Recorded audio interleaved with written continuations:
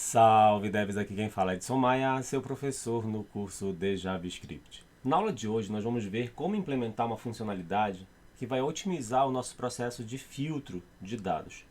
Observem que aqui na nossa aplicação eu coloquei agora apenas aqui jogos do dia.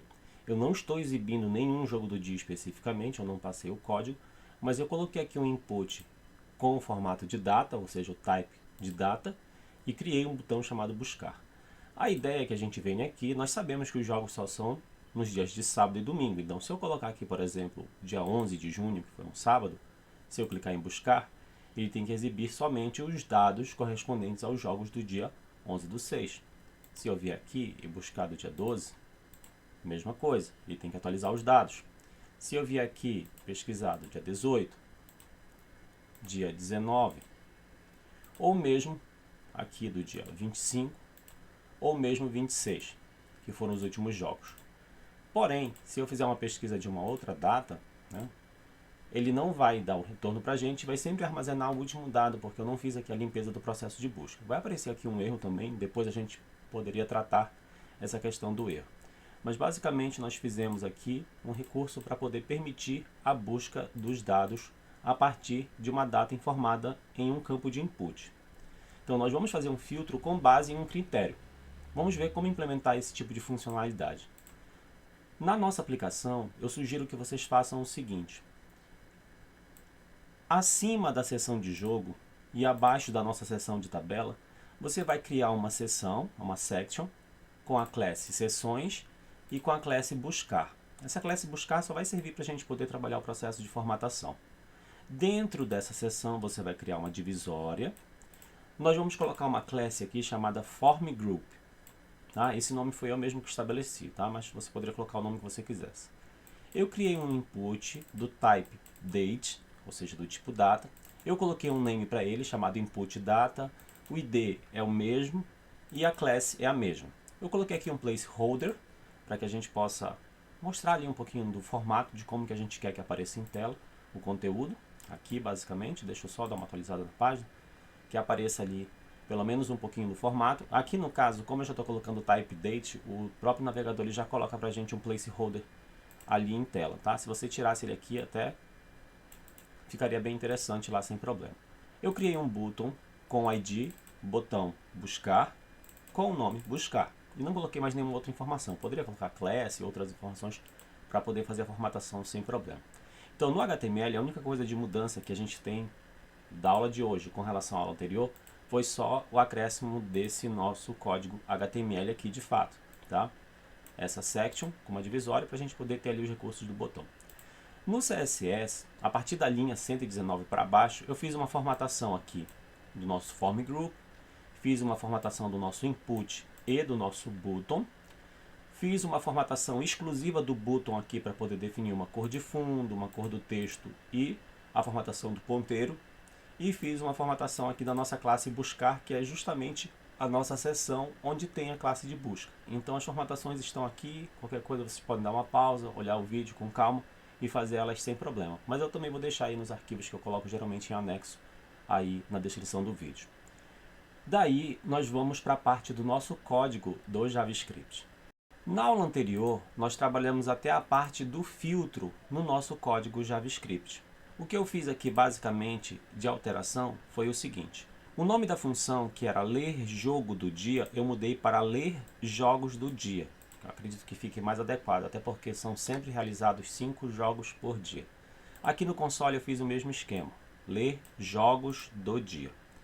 Daí, toda a estrutura de filtro, criação do card, colocação dele como append, seleção da divisória que está dentro do card e o preenchimento do conteúdo do filtro, eu coloquei dentro de uma estrutura if. Eu coloquei dentro de uma estrutura if simples, ou seja, se for informada uma data, ou seja, se tiver uma data informada por meio da função ler jogos do dia, se isso for verdadeiro, se isso for verdadeiro de fato, é que eu vou fazer o filtro, vou fazer ali a criação do card, colocar ele como append, fazer a seleção da divisória e fazer o preenchimento dos dados. Se não, eu não vou fazer nada, ou seja, senão vai ficar em branco, como é o caso aqui. Então, quando a gente abre pela primeira vez a aplicação, não tem uma data. Então, se não tem uma data, então não vai ser feito o processo. Se eu clicar em buscar, ele vai dar erro porque a data está como indefinida. Tá? Então isso aqui é uma questão que a gente também tem que fazer ainda esse tratamento. Tá? Mas o foco principal é você entender que o que a gente mudou aqui nessa estrutura, nessa função, foi basicamente o nome que a gente colocou, ler jogos do dia, e colocamos toda a regra principal de negócio aqui dentro da manipulação de dados, dentro de uma estrutura if, que tem como critério aqui a informação da data, que é passada lá como parâmetro da nossa função. Abaixo, a gente poderia fazer ler jogos do dia e ler a data lá sem problema. Só que aí o que foi que eu fiz? Como a pessoa vai informar uma data, eu quero que a pessoa informe a data lá daquele campo, desse campo aqui. Eu não quero colocar lá no código do JavaScript. Eu quero que o usuário informe a data correspondente à data que ele quer saber, se naquela data tem jogos para aquele dia, ou quais jogos são os jogos daquele dia. Então, eu quero que a data seja pega deste input aqui. Lembre-se, lá no nosso arquivo index, nós temos um input chamado input data. Então a gente tem que pegar o valor que está lá dentro para poder fazer a manipulação. Mas a gente só vai pegar quando a pessoa clicar no botão buscar. Então aqui dentro do JavaScript, o que basicamente a gente fez foi essa manipulação do input e do botão. Então eu coloquei aqui um escutador de eventos para o nosso botão chamado botão buscar. Lembre-se que ele tem um ID, por isso que eu coloquei aqui jogo da velha. Então, Documents, Query Selector, selecionar tudo que tem o ID, botão buscar, e coloquei um escutador de evento para o evento de clique. E criei aqui uma Arrow Function, que é uma função anônima, basicamente. Daí o que foi que eu fiz? Eu criei uma variável interna chamada inputData, no qual eu seleciono o value do elemento que tem a classe inputData, que a gente já sabe que é aquele input que está lá dentro da HTML. Eu estou fazendo aqui um console dele na linha 157, só para que a gente possa acompanhar o que está acontecendo. Aqui na linha 159, eu estou pegando esse input e colocando ele dentro de uma variável chamada data informada, ou seja, esse value vai ser a data informada pelo usuário. E estou fazendo um console aqui na linha 160, só para a gente poder ver como é que o JavaScript pega essa informação para a gente. Daí, aqui abaixo, eu estou fazendo uma manipulação dessa data. Por quê? A data informada, ela vem num formato. Então, eu vou pegar aqui, por exemplo, a data 26 de junho, vou clicar em buscar. Observe, linha 157, ele mostra que o formato que o JavaScript traz para a gente é esse aqui, ó, 2022, que é o ano, traço mês, traço dia. Então, é ano, mês e dia separados por traço. Porém, o nosso programa ele precisa fazer a formatação, no caso, ele precisa fazer a busca a partir do dia, barra, mês, barra, ano, que é como está lá no nosso arquivo de jogos, lá dentro de JSON. Então tem que ser nesse formato aqui, e não separado por traço. Então, o que eu faço aqui basicamente é a manipulação dos dados. Eu crio uma variável interna chamada data separada, eu pego a nossa data que foi informada ali pelo usuário e faço um split, usando como critério o caractere que é o traço. Com esse split, eu vou conseguir ter um array com 3 posições. Então, data separada vai ser um array com 3 posições. Na primeira posição vai ter o ano, na segunda posição vai ter o mês e na terceira vai ter o dia. Para poder facilitar, eu trabalho aqui com a desestruturação do array, ou seja, o array chamado data separada, eu desestruturei ele, criando aqui basicamente 3 variáveis. Uma variável chamada ano, uma chamada mês e outra chamada dia. Aqui eu estou fazendo um console na linha 164, que é para ver a data separada. Nesse ponto aqui, ela é um array com 3 posições. E aqui na linha 165, eu estou fazendo um console das variáveis que eu desestruturei aqui, que é dia, mês e ano. Só para que vocês vejam como vai aparecer em tela. Daí, lembre-se, eu vou aqui fazer um refresh da página. Então, se eu vier aqui informar 25 de junho de 2022, se eu clicar em buscar, lembre-se aqui, ó, 164 eu tenho um array com 3 posições. 165 eu já tenho 3 informações separadas, 25, 06, 2022. Só que eu preciso pegar essa informação e juntar elas com uma barra, que é o nosso separador de data. E eu faço isso basicamente aqui, nessas linhas que estão aqui embaixo.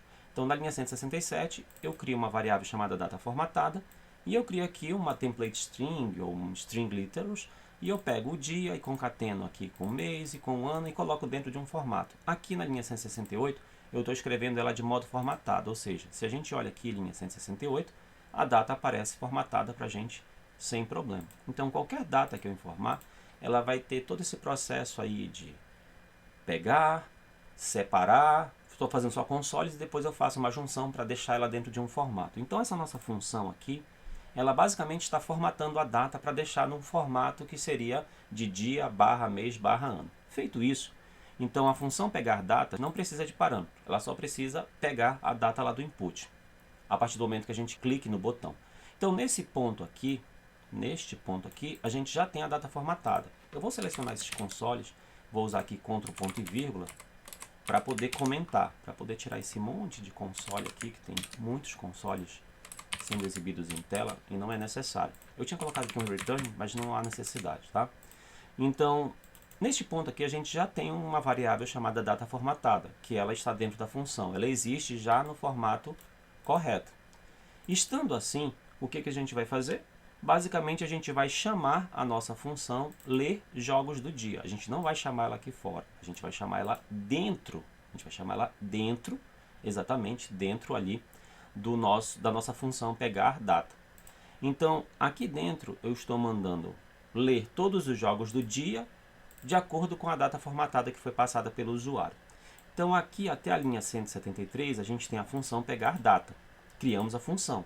Ela precisa ser chamada pelo menos uma vez. E isso eu estou fazendo aqui embaixo. Ou seja, aqui embaixo na linha 176 eu estou chamando pelo menos uma vez a função pegar data. Ou seja, se eu chamei ela aqui, se eu clicar no botão, eu tenho um escutador de eventos de clique, eu vou pegar os dados do input, vou formatar e vou fazer ali a nossa requisição da listagem de jogos.